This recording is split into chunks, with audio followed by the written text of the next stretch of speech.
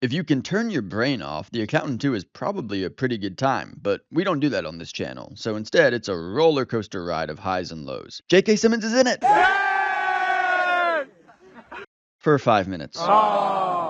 There are child savants! They're all complicit in multiple murders. The fight scenes are great! They're too far apart. Unfortunately, movies can't be judged just by their high points, just by their action scenes, just by their comedic bits, because those only account for a relatively short amount of time, and there's a whole bunch of stuff underneath them all called a story.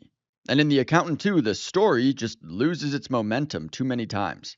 The film starts with Ray King, who was pursuing Ben Affleck in the first movie, played by J.K. Simmons, working as a private investigator and looking for a missing family of 3 who may have tried to get into America. Before he's assassinated by men hired by someone who doesn't want King to find the people he's looking for, he manages to scribble "Find the Accountant" on his arm.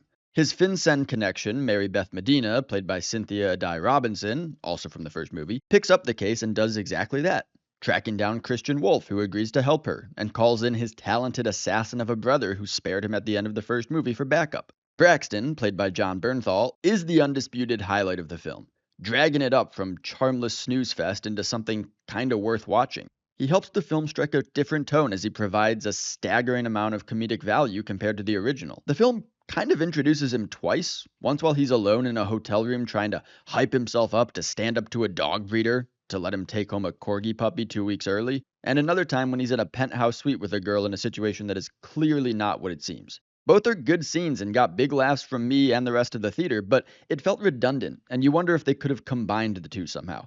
But regardless, the inclusion of Braxton transforms the movie from a film noir vibe to a funny buddy cop thriller with a potentially interesting dynamic between him and his neurodivergent brother. They aid Mary Beth in seeing Ray King's final case through to the end, with predictable twists coming out of it.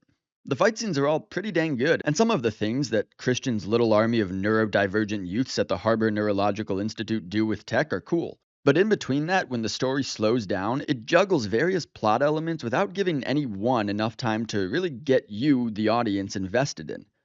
By far the strongest one is, as I mentioned, the relationship between Christian and Brax, and I wish the film just honed in on that. A tough, world-class assassin who really struggles emotionally because he desperately wants a connection with his brother, whose brain is just wired completely differently from his in a way he can't really understand and doesn't know for sure if the reason he and Christian aren't close is because Christian can't form that close bond with him or just doesn't want to. But then the story tries to assign importance to the case they're working on beyond it just being Ray King's final case.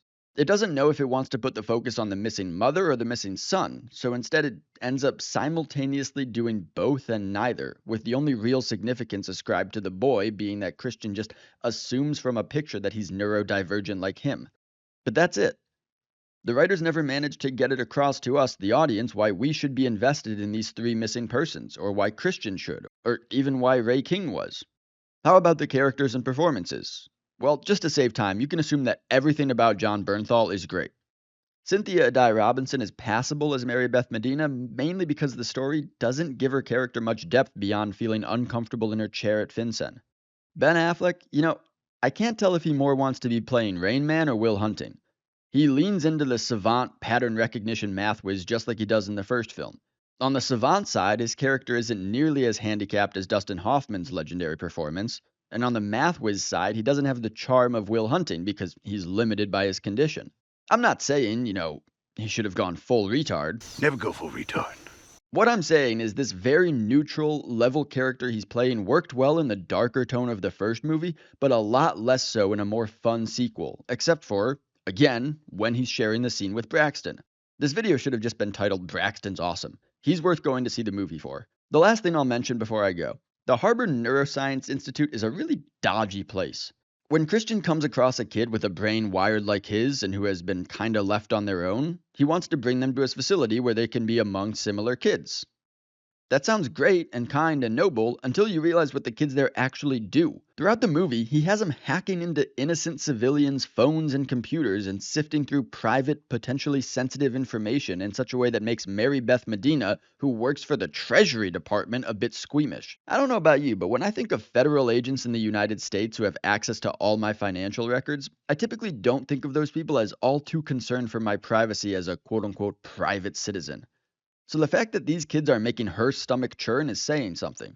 Now, you may say I'm taking it too seriously, but the film takes savant syndrome seriously, and does dip its toe into exploring how a relationship between brothers can be challenged if one sees the world in a completely different way. So rescuing children to basically conscript them into committing multiple felonies to aid in murders and assassinations comes across to me as taking advantage of them. I don't know. Am I just being a fuddy-duddy reading too much into the writing of a story? Did you enjoy The Accountant too? I want to hear what you think, especially if you disagree. Yes, I am weird like that. Well, that's it for me, and always remember, tax evasion pays for vacation.